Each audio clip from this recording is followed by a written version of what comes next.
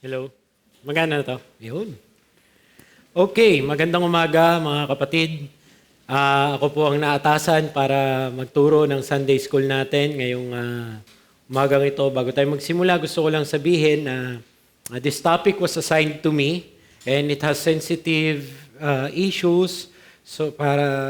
But there is no one I'm thinking of sa kalagitnaan natin ngayon. Okay, if anybody is struggling with this should be help sa inyo, and I hope it would be edifying para sa lahat sa atin ngayon sa isang mabigat na topic na ito. Honestly, my heart is heavy as I am preparing this lesson for its real in our situation at sa ating mga buhay. So I thank you for the opportunity na makapagturo sa umagang ito. At nawa maging pagpapala ito. Manalangin tayo, samahan niyo ako mga kapatid sa panalangin. Lord, we once again covet for your mercy and your illumination as we go to your word. We pray na ang pag-aaralan namin paksa ay maging kagamit-gamit para sa edification ng bawat isa. Lord, we want your will na malaman namin sa aming mga buhay. Please, Lord, guide us and help me, Lord, in my weaknesses. Help me, Lord, as I teach your word. May you be magnified and glorified through the weaknesses ko, Panginoon, at nawa ay buksan niyo po ang puso ng bawat isa sa kanilang pakikinig at magkaroon ng kaliwanagan sa mga bagay na aming mapag-uusapan. Bigyan niyo kami ng pagmamahal para sa bawat isa at bigyan niyo rin po kami, Panginoon, ng pagmamahal sa inyo na malalim para mas lalo naming gustuhin na malaman ang kalooban ninyo, Panginoon. We pray, Panginoon, sa mga kasamahan namin na nasa La Union ngayon, tulungan niyo sila sa kanilang pag-minister and pag-serve sa mga kapatiran namin doon sa covenanting ng iglesia doon, Panginoon. Especially our pastor na mangunguna and even our deacon na nandun. Help them, Lord, in their ministry, in their ministering.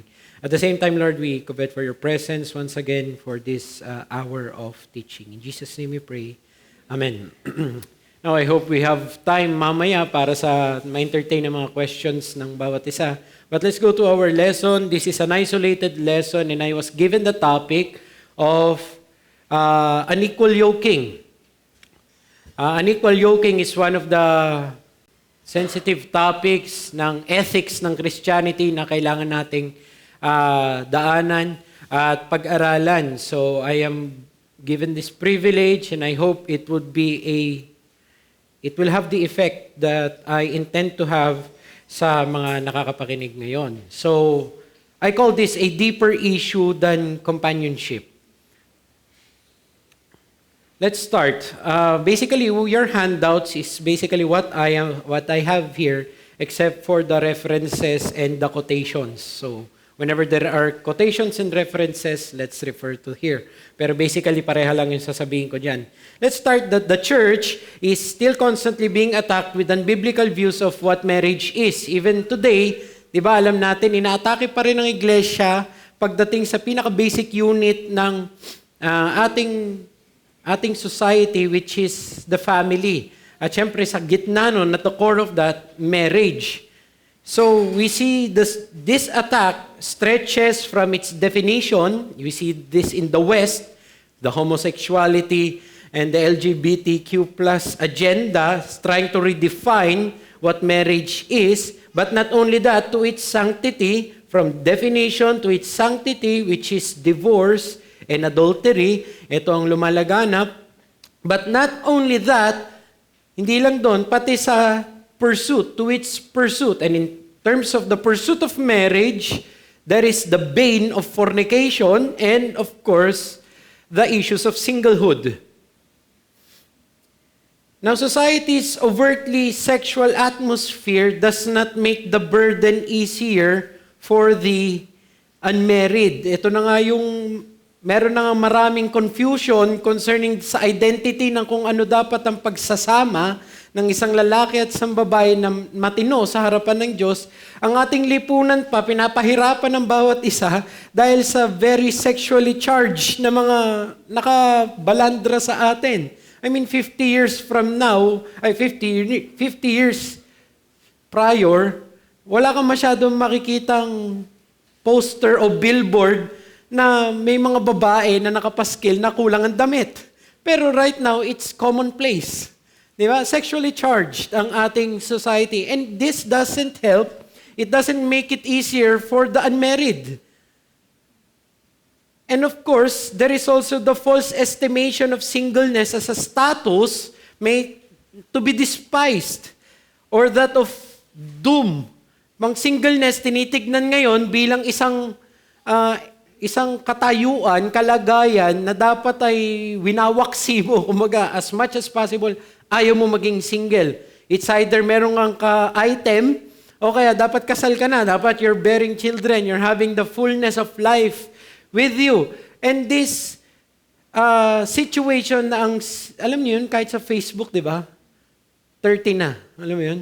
Meron na siyang 3 anak, ikaw. Yung parang ganon, na it breeds unnecessary pressure to that of the singles, na hindi naman dapat nandun.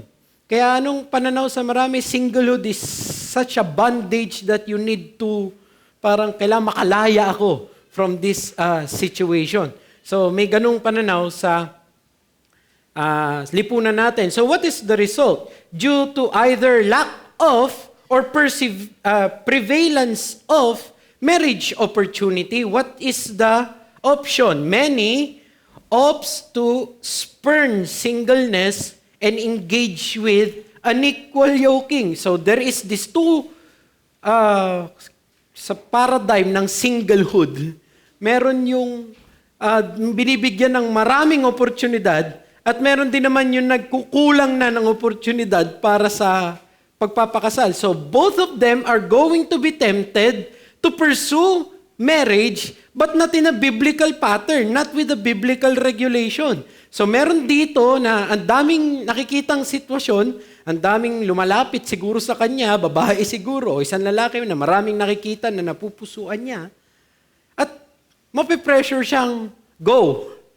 Just do it. Meron naman dito, with the given the providential situation of he or she is aging, tumatanda, what happens is, kahit sino na lang, ganon ang pressure, at least basta makatawid na. Parang ganon. And this makes marriage and what it's supposed to be degrading. Kumbaga, hindi niya nabibigyan ng tamang dignity ang pagpupursue ng kasal, ang pagpapakasal. And so what happens is they opt for what is present. And what is usually present, so the situation of the single is that there is an unbeliever there that is eyeing her or eyeing him that is ready to mingle. And what does this pressured single do? He opts for that decision. Yun ang ipupurso niya. So that's one of the results. One of the sins that Satan uses to deceive the church even today is the bane of unequal yoking. I say bane, it's a pest. I have been a youth leader since I was a youth.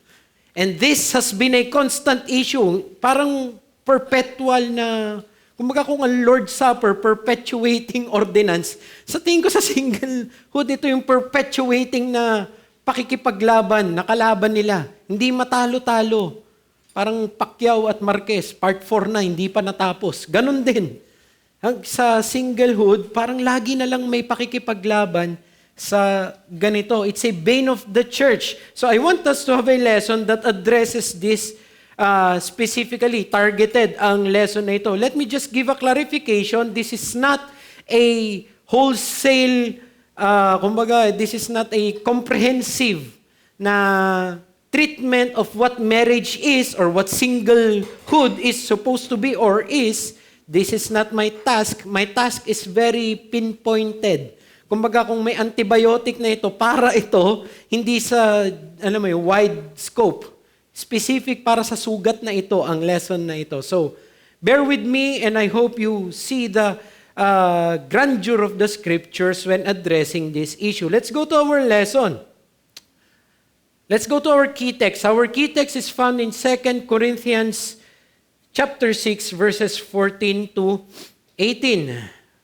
Read it with me, brethren. Do not be unequally yoked with unbelievers. For what partnership has righteousness with lawlessness? Or what fellowship has light with darkness? What accord has Christ with Belial? Or what portion does a believer share with an unbeliever? What agreement has the temple of God with idols? For we are the temple of the living God. As God said, I will make my dwelling among them and walk among them, and I will be their God, and they shall be my people. Therefore, go out from their midst and be separate from them, says the Lord, and touch no unclean thing, then I will welcome you, and I will be a father to you, and you shall be as sons and daughters to me, says the Lord Almighty. In the beginning of the verses, nandun yung prohibition. Do not be unequally yoked with unbelievers. And then Paul goes on to support his prohibition with reasonings. But we will go back to this text later on for a further treatment. Dapat pala inusog ko, no? But the context here is that Paul urges for an affectionate relationship between him and the Corinthian church. Kung babasahin mo yung 2 Corinthians, yung unang mga talata, sinasabi niya, binibigay ko yung puso ko sa inyo. Kumbaga, sana naman sumama kayo sa akin. Meron siyang gustong affection between one of them. The counterpart of that, wag niyong samahan ito mga ito. Wag dito ang puso ninyo. Ibigay ninyo sa amin yung puso ninyo. So the counterpart is no unequal yoking with unbelievers. Yoking, by the way, is a agricultural practice. Yun yung nakalagay dyan. Sabi ng isang member, dapat si Timon and Pumbaa. Hindi, actually, that's a good picture ng background natin wherein that's a donkey and an ox together walking, and then there's a yoke between them. As you can see, there's a struggle, and this is an agricultural na, tawag nito, this is a figure that is prominent to the Hebrews and to the first century Christians. Bakit? Most of them are farming. They know what to do with that. Yoking is yung pinagsasama mo sila sa isang gawain. At hindi mo dapat gagawin na magkaibang animal ang ilalagay mo dyan. Bakit? Meron at meron mangunguna at magi-struggle yung isa. And hindi mo makukuha yung gusto mong resulta. It is not practical to do that, basically. But that's the image that was used. So, the argument na ginamit ni Paul through the text na binasa natin is this. Bakit do not be equally yoked with unbelievers? Is this. There is no commonality.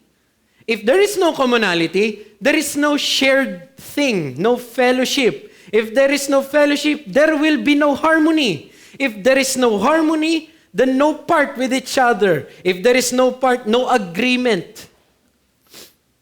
Ngayon pa lang gusto ko na sabihin, you may think kapag natetempt ka sa makipag-unequally, we're so compatible. You know, we just jive. It's just something so magical kapag magkasama kayo. Well, let me clear you of your delusion and your smokescreen sinfulness. It doesn't work that way. You may think that it is. What your commonality is with an unbeliever is this. You are both sinful. That's it. It's not that you have both grand dreams and that you're trying to pursue those dreams. No, in the fundamental micro level, what you are is not compatible because you're a believer. In the most core of your being, you're not supposed to be yoked with the donkey, or you're not supposed to be the donkey. Kailangan, kumbaga sabihin na lang natin, kauri mo yung dapat kasama mo. The point is this, the rationale for the prohibition is not merely practical convenience, but is a matter of spiritual conviction. Many view the issue of unequal yoking as a matter of convenience. Tama? I mean, pragmatic, utilitarian. Andyan eh.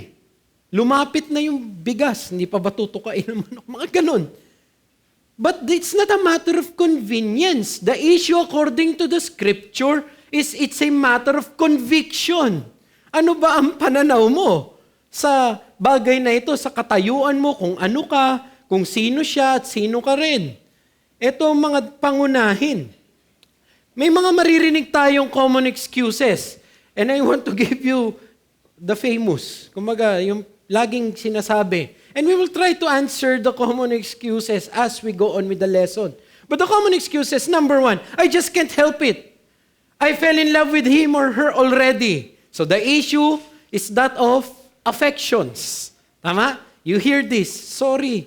Sorry, kuya. Sorry, brother. Sorry, sister. Mahal ko na siya. After the, alam mo yun, parang nasobrahan ka sa telenovela. Yeah. Hindi ko na mapigilan. Can't stop this feeling anymore. That's the common excuse. As if that feeling is omnipotent. As if that feeling is the one na naglalang sa'yo.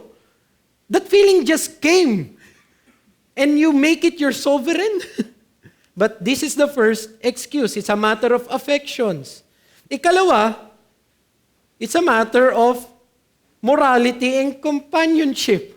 What's wrong with it? Lahat naman umiibig, di ba? Yung mga ganyan.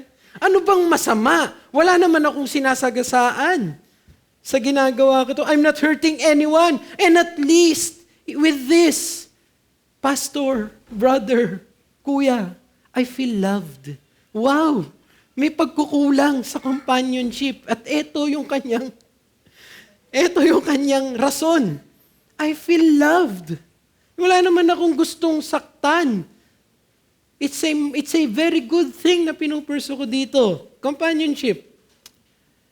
Ikatlo, and this is very dangerous, it doesn't mean I am turning my back to God.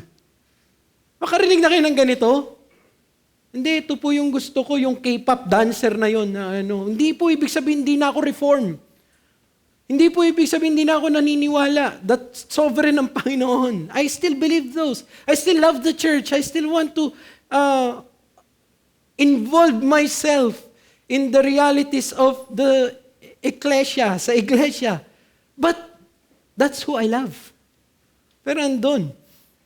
So, kumbaga, sasabihan pa niya yung counselor, dapat po, counselor, matuto tayo mag-compartmentalize. Iba yung pang church, iba yung pang bahay. Ito kasi sa bahay, love ko to eh.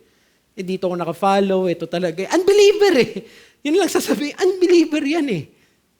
But it's a matter of false dichotomy. Ikaapat, at ito sikat sa atin, sa circles natin. I can eventually evangelize him or her. Tignan mo naman, napaka-spiritual, di ba? Ay, hindi, kaya ako siya hinahayaan pumasok sa bahay para maturuan ko siya tungkol sa solus Christus. Oh, sure. Yun ang tinuturo mo pag naniligaw yung tao. I mean, girl, pagpasok nyo, can I tell you about sola gratia? Wala namang ganun. Or meron, boy, magpupurso ka ng isang unbeliever na girl, papasok ka sa bahay, pwede po ba magpaalam at gusto ko po ligawan yung anak ninyo? Bakit po? Sasagutin mo, kailangan po niya malaban ng London Baptist Confession of Faith. No. Really? Come on, guys. Isn't that naive? But ito ang common na mga excuse. And it's a matter of, alam niyang mali siya, mali yung ginagawa niya, pero hindi ba't pwede? Ang tawag ko dito, Hail Mary. Alam mo sa basketball, running out of, hinagis na lang. Wala nang oras eh, hinagis na lang. Malay mo, at least pwedeng pumasok. Ganun din ang pananaw sa pagkakasal. Ang pananaw is, malay mo, maligtas. So what happens here? You're the Messiah? That's a Messiah complex. Nandito ako, kaya makikita niya si Kristo. Kasinungalingan.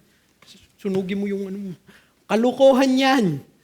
Hindi niya makikita si Kristo kung nandyan ka, nakaharang. But it's a matter of compromise. Now, all of this sounds understandable, right? You can relate. I mean, if one of my sibling would tell this to me, may sympathy ako. It's understandable. Sometimes it becomes pious. But in reality, it is unbiblical. The answer is this. Only God can regenerate the heart. It was never your job to regenerate the heart. Now you're telling me you want to involve yourself with an unbeliever with the hope that the heart will be regenerated? The greatest issue of the unbeliever is regeneration. And regeneration, listen to this, cannot be man-centeredly generated. Regeneration cannot be generated by man. Hindi ka pwede doon. John 3, 5-8. Jesus answered, "Truly I say to you, unless one is born of water and the Spirit, he cannot enter the kingdom of God. That which is born of the flesh is flesh, and that which is born of the Spirit is spirit. Do not marvel that I said to you, you must be born again." Look at the illustration Christ used. The wind blows where it wishes, and you hear its sound, but you do not know where it comes from or where it goes. So is everyone who is born of the Spirit. Ito daw ang pagiging born again. It is something you do not control. You are not sovereign on this, but he or she needs to be born again. It's like the wind coming here and there. Hindi mo kayang, saan galing yun? Hindi mo siya mamamanufacture. Same is true kahit sa ligawan. Hindi mo mamanufacture na maliligtas yan. Listen to Jim Newheiser in his book, if you can. I like this book. Actually, it's very plain. Ang ganda ng mga tanong. Tapos, simple niya sasagutin. Let me quote to you yung sinasabi niya tungkol sa bagay na ito. Some Christians claim that they plan to use their dating relationship for the purpose of evangelizing their boyfriend or girlfriend. Paul says that they can't know whether he can lead another person to faith. What's the text? 1 Corinthians 7:16. For you, how do you know, O wife, whether you will save your husband? And vice versa, yung ginamit niya dyan. When a believer opts to pursue a romantic relationship with an unbeliever, it is usually the believer who is being influenced. The very fact that a believer is willing to choose this person over his relationship with the Lord is a dangerous compromise. More compromises are likely to follow. And I second the motion. Whenever there is a compromising situation, it is not the unbeliever that changes. It's the believer. So, ang sinasabi ni Jim Newheiser dyan, why even pursue that? It's not for you. Huwag mo dapat hahabulin yung ganyan with thinking that you can evangelize or something. Okay? So, let me give you some principles that to address these common issues. Principle number 1, listen to this, deep affections doesn't take precedence over divine propositions. In the words of Shapiro, facts don't care about your feelings. So is true with the propositions of Scripture. Hindi pwedeng matataob ng mga nararamdaman mo kung ano ang mga nakasaad sa salita ng Diyos. Okay? No matter how deep and true it may be, hindi namin sinasabi na hindi totoo yung nararamdaman mo. Totoo yun na meron ka sigurong nararamdaman para sa opposite sex na unbeliever. It may be true, but it doesn't trump what God has already said. Divine propositions kaysa sa affections. If you were in my Bible study sa Angeles, ito yung isa sa pinag-aralan natin. What is the common challenge to the sufficiency of Scripture is that what the culture dictates and feel becomes higher than what God has already said. But that's not true.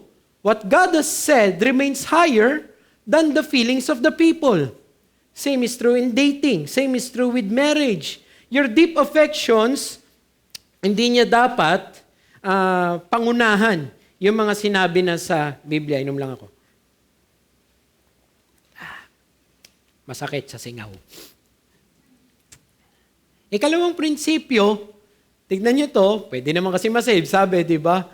Potentiality of ends doesn't justify use of wrong measures. Hindi porke pwede na magresulta sa isang magandang bagay, ay gagamitin mo na yung isang masamang paraan. Nakukunawa natin?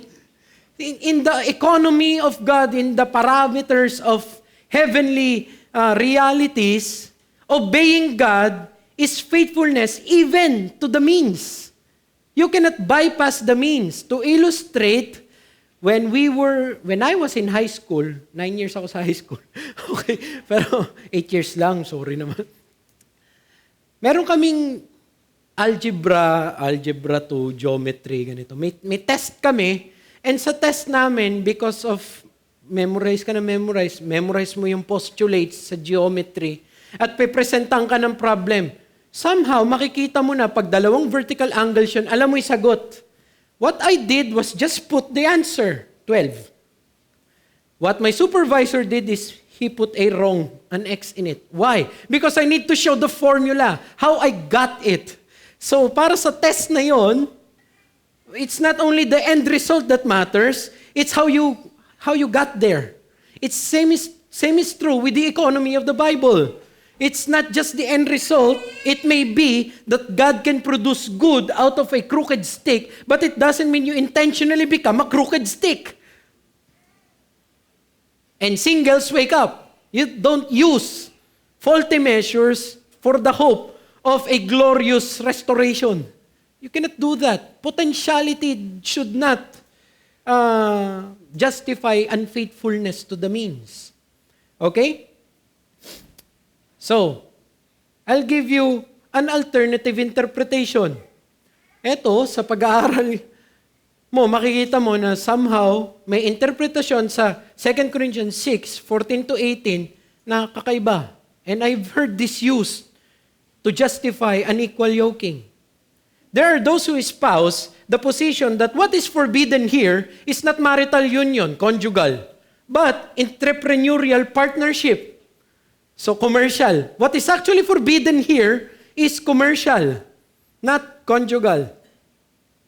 This is drawn from the parallel usage of yoking in the Old Testament as an agricultural sanction. Deuteronomy 22:10.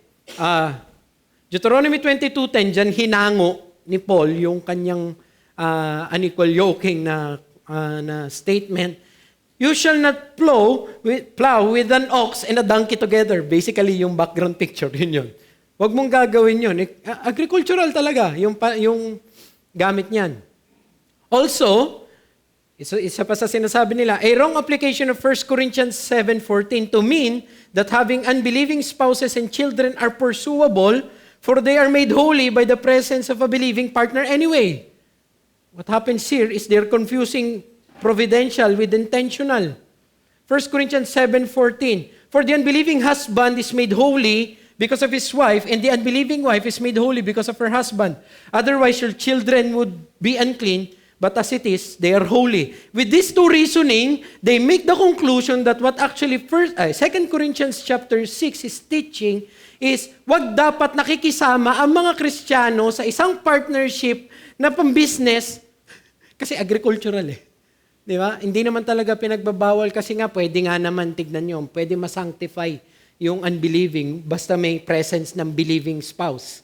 Yan sinasabi nila. So, ang sinasabi nila, what Paul is saying there is dapat sa commercially drawn metropolis ng Corinth, wag silang nakikisama basta-basta lang sa mga businesses na may mga kaliwa. Nakukuha na ninyo? Well, that can be used as an inference, as a implication of the text, but it doesn't erase the main object of the text. Answer, what the position suggests is not consistent with the totality of biblical teaching about marriage. Hindi pwede na ganun ang conclusion mo na hindi ito pang conjugal, pang commercial lang ito. Kasi may kabuuan na katuruan ng scripture. 1 Corinthians 7:2, but because of the temptation to sexual immorality, each man should have his own wife and each woman her own husband. So the quest for marriage is tama. It's given for the consummation of it. Pero tuloy natin. To the unmarried and the widows, verse 8 and 9, I say that it is good for them to remain single as I am. But if they cannot exercise self-control, they should marry, for it is better to marry than to burn with passions. So what the texts are saying here, ba't ganun? Paano balik? Ba ganun pala, sorry. Ayan,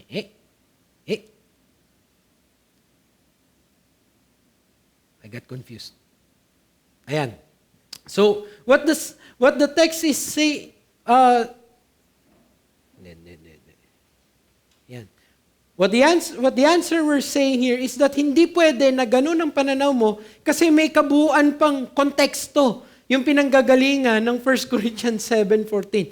May mga springboard siya na reasoning na kapag ginawa mong pang-commercial lang pala ito, other text na tinuturo ni Paul sa same na mga tao would be invalidated. This cannot stand the totality of the teaching about marriage. Balikan. Sorry. Ikalawang answer. Look at this. It is not tenable with the scripture, what scripture endorses about Christian culture living. There's the text, John 17:14-16. I have given them your word, and the world has hated them because they are not of the world, just as I am not of the world. I do not ask that you take them out of the world, but that you keep them from the evil one. They are not of the world, just as I am not of the world. If you are propounding na dapat humiwalay tayo sa mga merchants at sa lahat ng unbeliever para kumilos tayo sa mundong ito, hindi yun ang pinanalangin ni Christ, the champion that prays for us. Hindi yun ang panalangin niya na tanggalin niyo sila sa mundo. No, you keep them from the evil one, but they are still there. 1 Corinthians 5:9-10. I wrote to you in my letter, not to associate with sexually immoral people. Not at all. Meaning the sexually immoral of this world. Hindi ko tinutukoy yung mga mangangalunya sa labas. Okay? Hindi ko sinasabing layuan ninyo lahat ng sexually immoral people. What's the application dyan? Pasahin ninyo. Or the greedy and the swindlers or idolaters. Since then, you would need to go out of the world. Ipaparaphrase ko, live in the moon. That's the only tenable source kapag gano'n ang inaano ni Paul. Nire-recommend ni Paul. Wala ka dapat magiging kasosyo na may makasalanan. Saan ka pupunta? So that's not tenable with this. 1 Corinthians 10:27. If one of the unbelievers invite you to dinner, common fellowship, okay? And you are disposed to go, eat. Hindi sinabi ni Paul, no, unbeliever yan. Huwag mo lalapitan. He said, eat whatever is set before you without raising any question on the ground of conscience. Pinapatukuyan niya dyan is about food offered to idols. But the statement remains. Just go. Hindi niya pinagbawal na makisama ka in the most common of the tasks. So, what's the faulty rationale here? Imagine mo lang, for example, play proponent. Oo nga naman, hindi naman conjugal, commercial yan. So kung yun ang pananaw mo, this is what I'm going to say. So the text meant to say, Paul is forbidding a relatively more shallow partnership, commerce, with unbelievers, but then allowing it for the deepest kind of human relationship. Di ba unacceptable? So you mean to say to me na pwedeng hindi tayo pwedeng makisama sa business, pero pwede natin silang pakasalan? It actually defeats the purpose. So, this is actually a very faulty interpretation. So, there goes that interpretation. Let's go to our biblical presentation. In your handouts, you do not have the text kasi hindi kasya, pero nandito. Throughout redemptive history, God has consistently given an exclusive limitation on marriage for His covenant people. Baliktarin ko lang to. Ito yung una. Old Testament prohibitions and condemnation. Listen, Deuteronomy 7:1-4. When the Lord your God brings you into the land that you are entering to take possession of it, and clears away many nations before you, the Hittites, Girgashites, Amorites, Canaanites, Perizzites, Hivites, Jebusites, 7 nations more numerous and mightier than you. And when the Lord your God gives them over to you and you defeat them, then you must devote them to complete destruction. You shall make no covenant with them and show no mercy to them.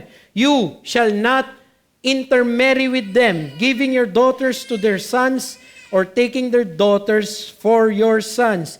Why? For they would turn away your sons from following me to serve other gods. then the anger of the Lord would be kindled against you, and He would destroy you quickly.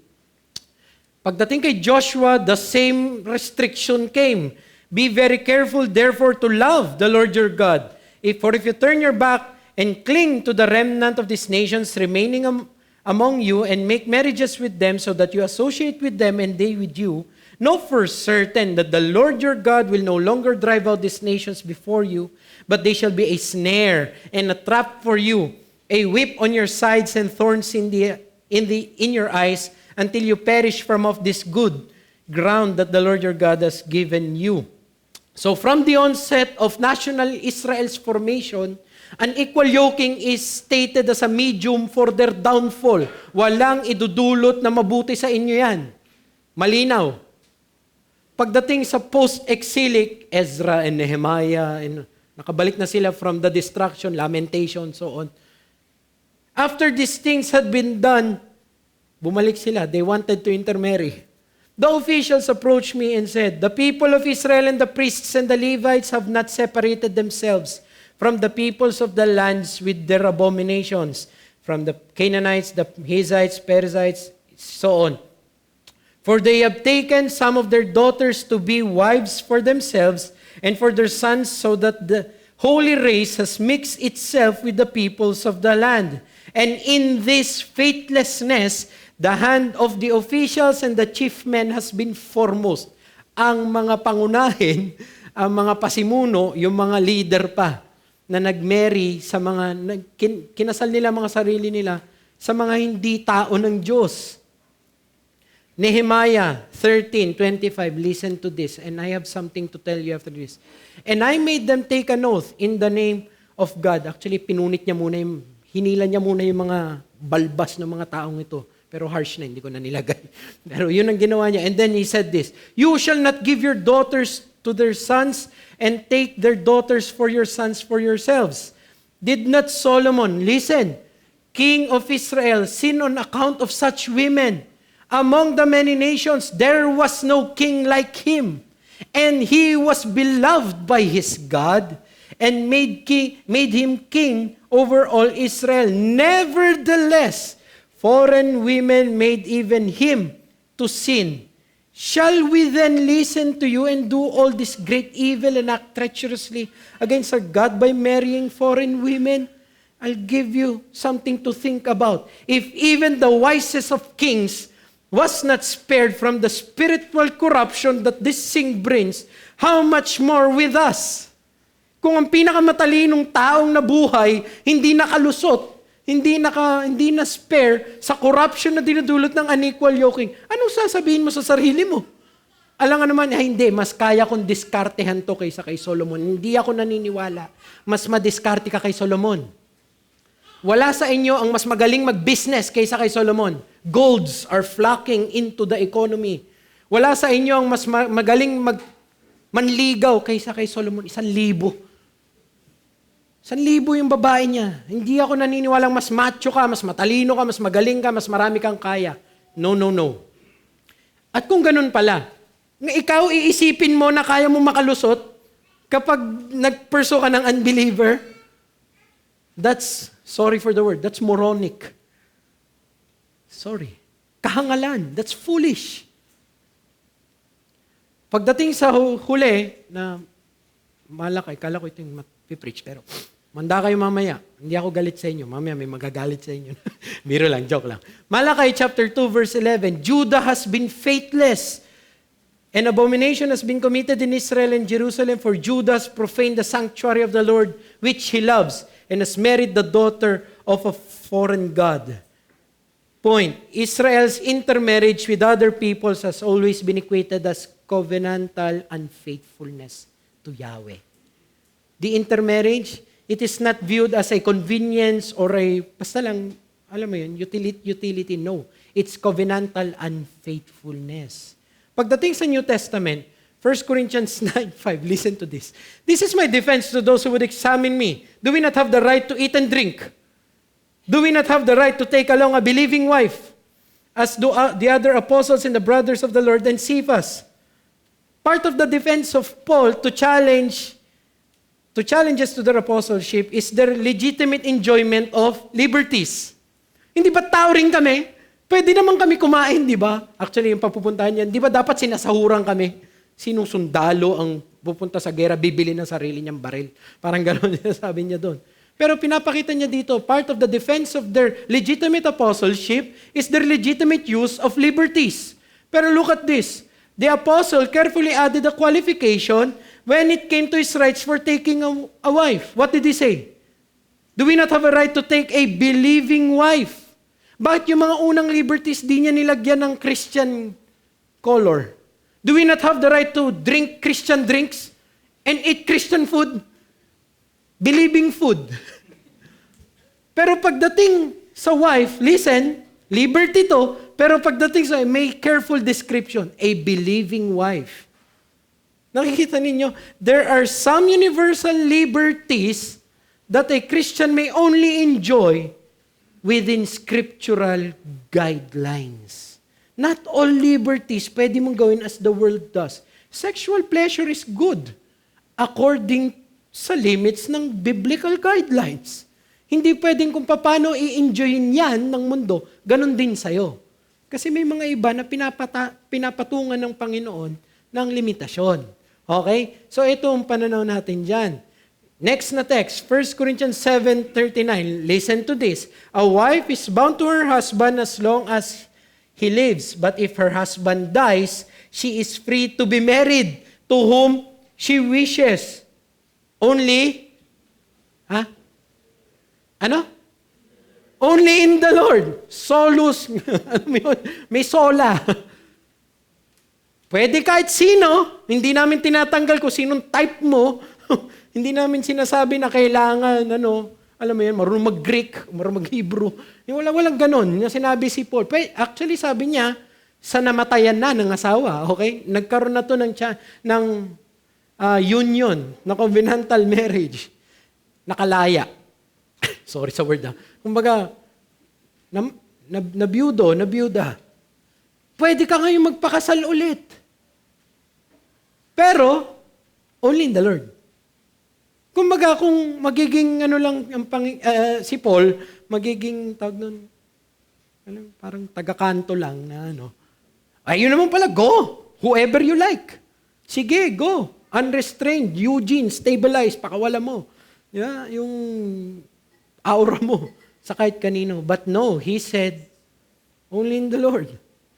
The limitation applies even to those providentially given another chance at remarrying. So do you mean to say hindi apply dito sa mga hindi pa nabibigyan ng tsansa? So ito, nilimitahan yung pwedeng magpakasal ulit, pero yung hindi pa niya na-try, everything goes. Yun na ba ang reasoning natin? But no, the limitation is set even to those providentially given another chance.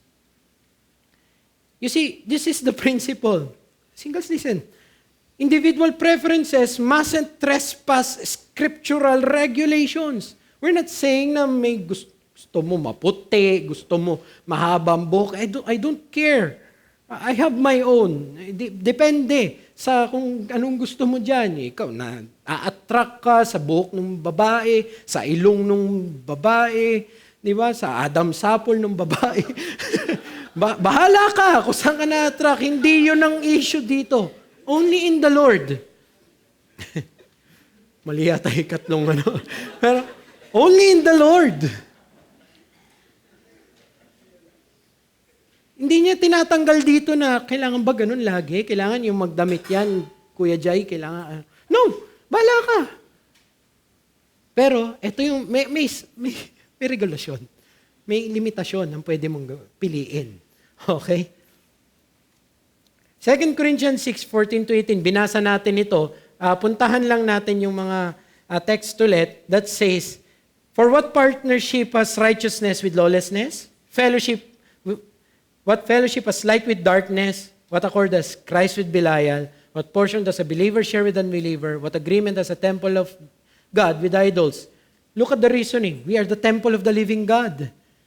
I will make my dwelling among them, walk among them. I will be their God, and they shall be my people. The main point of difference insisted by scriptures is what? It's not issues of human affections. Hindi yun ang ginamit ni Paul. Anong in-address niya? It's issues of faith allegiance. Nakita ninyo? Surprisingly, Paul revolves his argument around spiritual and moral realities. Not conveniences. Not practicalities.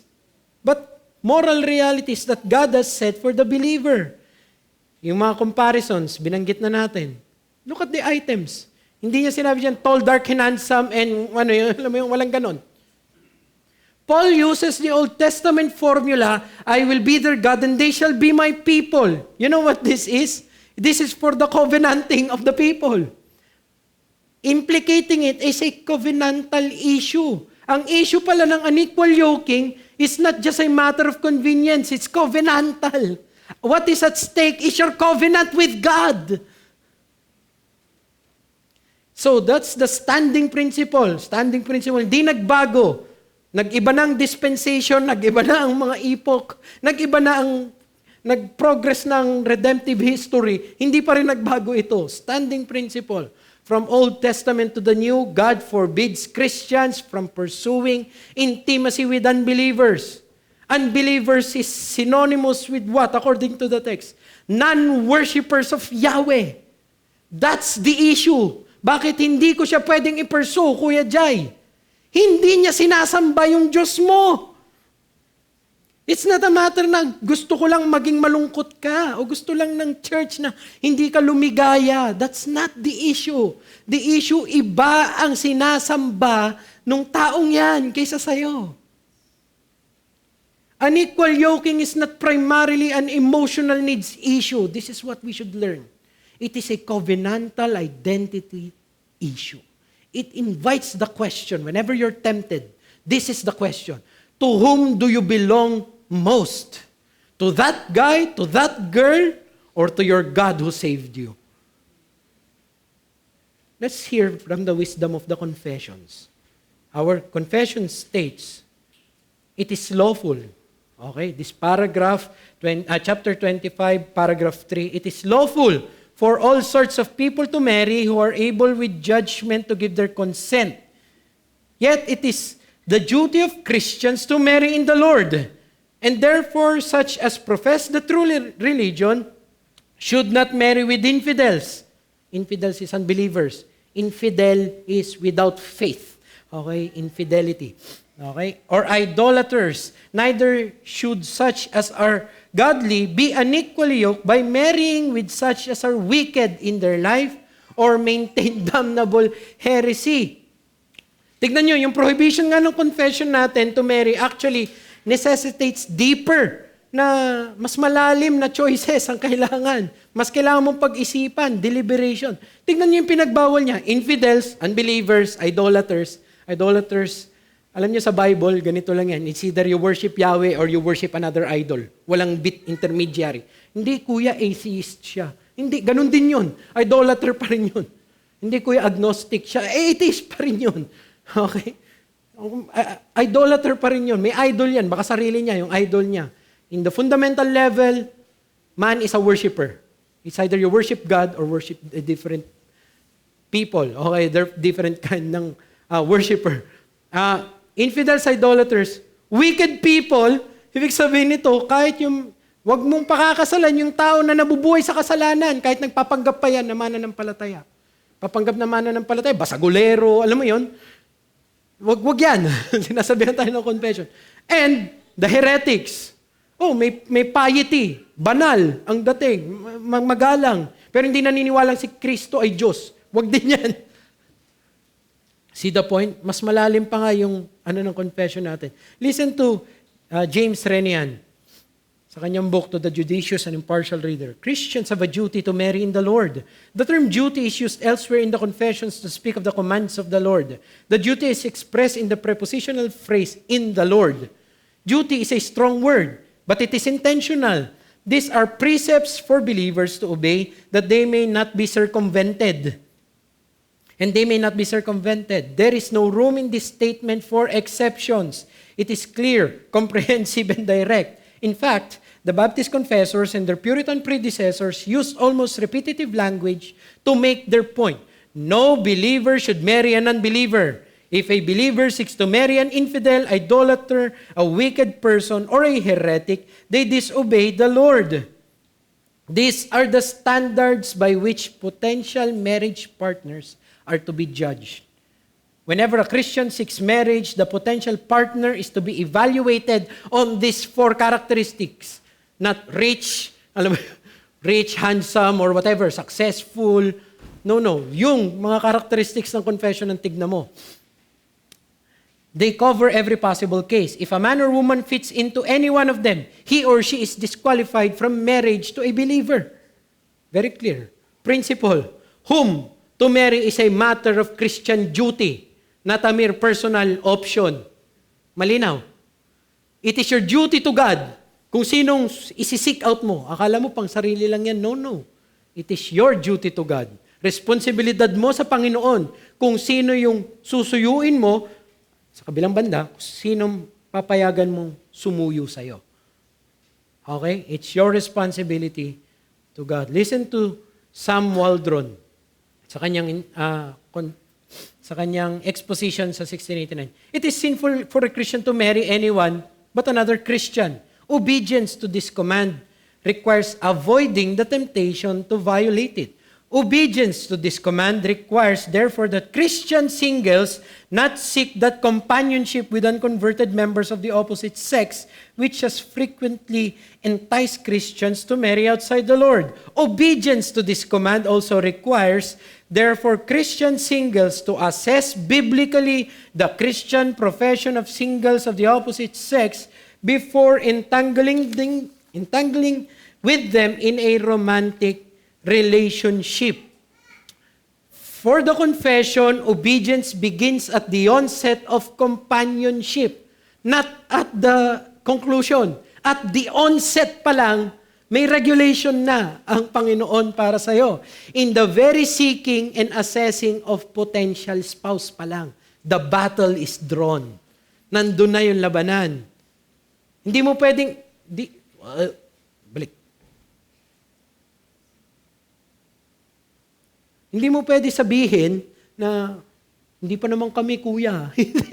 Hindi pwede. Bakit mo pinupursu yan? Bakit umaaligid-aligid ka na parang pating dyan sa tao? Lumayo ka dyan.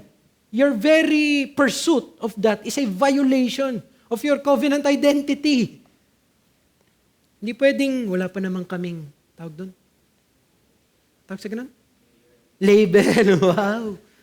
Para kayong produkto sa supermarket. While marriage is a natural and universal liberty, the very pursuit of it must be done with biblical restrictions and prudence. Brothers, sisters, please, do it with prudence. Okay? Christian prudence and restrictions. Challenge sa mga naghahanap. Talagang ano na.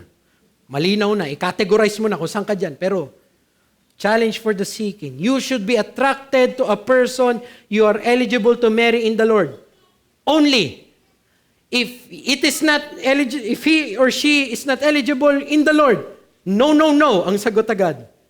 Kaya if you watch a television show and you seem to be attracted to this Koreana or Koreano na alam mong Shintoism, okay, si Buddha ang Diyos niya. No!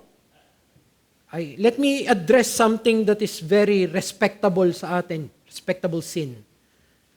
You seem to think it's okay to idolize these people. It's not.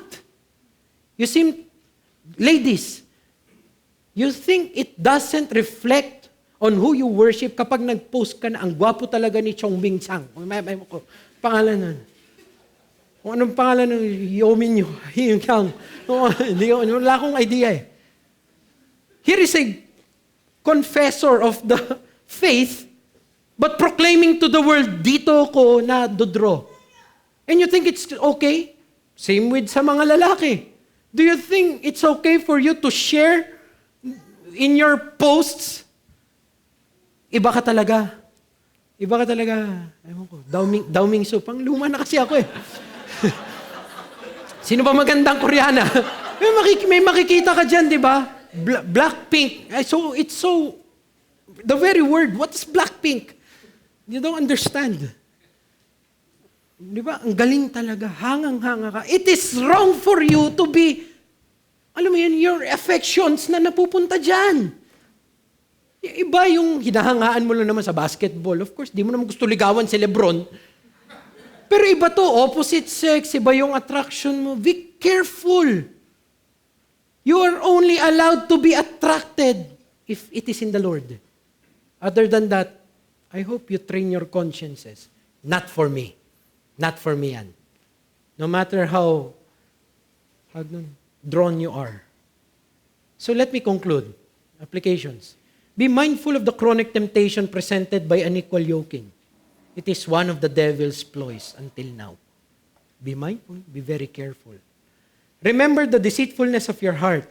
And sabi ng Jeremiah 17:9, the heart is deceitful above all things and desperately sick. Ingat ka. Guard your heart.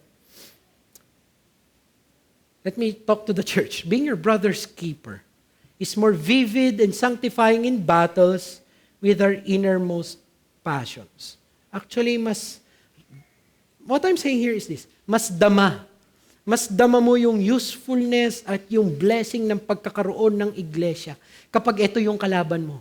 The more personal the issue, namamagnify yung communal effect.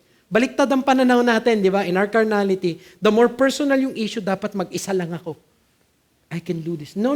The more personal yung issue, the deeper it is, the deeper recesses of your heart. The more na isinishare mo yan, nagiging accountable ka sa covenant community mo sa whole, the greater the effect.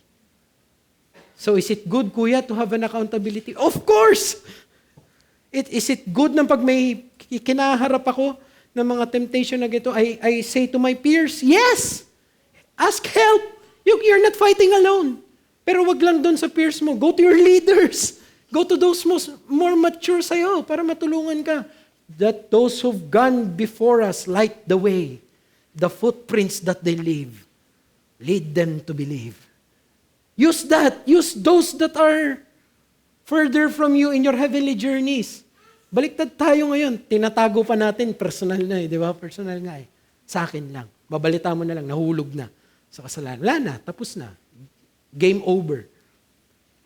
No, brethren. In the affections pa lang, sabihin na ninyo, help, I need prayer, I need this. It's mas dama yun. The church must also be hand in hand pleading to God for those caught in the snare. You know our issues. You know, may mga ganitong struggles. Have you prayed for the brother or the sister na malapit na kunin ni Satanas ang kaluluwa niya? You're losing a brother. You're losing a sister. Hand in hand dapat tayo nagtutulungan against this. For the single and unmarried, let me say this as brotherly as I can. Rest your fulfillment and sufficiency in Christ's and God's Word alone. Alam niyo, you may think may pagkukulang ka dahil hindi ka pa kasal, walang nagmamahal sa'yo. That is not true. If you're a believer, you have always been loved. That love is greater than the love of a brother, than the love of a lover. That love is everlasting love. That's the love of Christ. Find your fulfillment there. Draw your contentment there, and you will seek more clearly in your journey, brothers. Find your sufficiency in Christ. Don't ever tell me, may pagkukulang sa puso ko, kung nandyan si Christ para sa'yo. Pastoral counsel to the unequally yoked Christian. Break up in cold blood. Walang rason, walang explanation, walang calculations. Cold blood. Noel Espinosa. Natutunan ko yan sa lesson namin sa seminary. Ano ika-counsel natin sa mga nandun na unequally yoked? Break up. Step number 1, hindi, let's explain the physio, whatever. Break up muna. No union. Otherwise, you're disobeying. Let me give my final plea to the tempted. Before giving in to such compromise, realize what is at stake with such a decision. not a simple change of location. This is not a choice of companion. Magbabago ka lang ng iglesia, magbabago ka lang ng mga kaibigan. It is not a proclamation of your immense and unstoppable affection for another person. This is not about that. This is what it is. Unequal yoking. It is a declaration of your highest allegiance. That Christ is no longer Lord and ruler of your heart. That's why we cry when somebody falls into this. You're declaring to the world, Christ is no longer my primary objective in life. Listen to Missionary Aviva. The deepest issue on marriage is worship. The decision of a believer on who to marry is a reflection of the value placed on the worship of God. Unequal yoking is more than a mere quest for human companionship. It is an issue of Christian communion. It's an issue of worship. Sana maintindihan natin to. This is not about your feelings. No, more than this. It's about who you're proclaiming as Lord. Who owns you? And who do you worship most?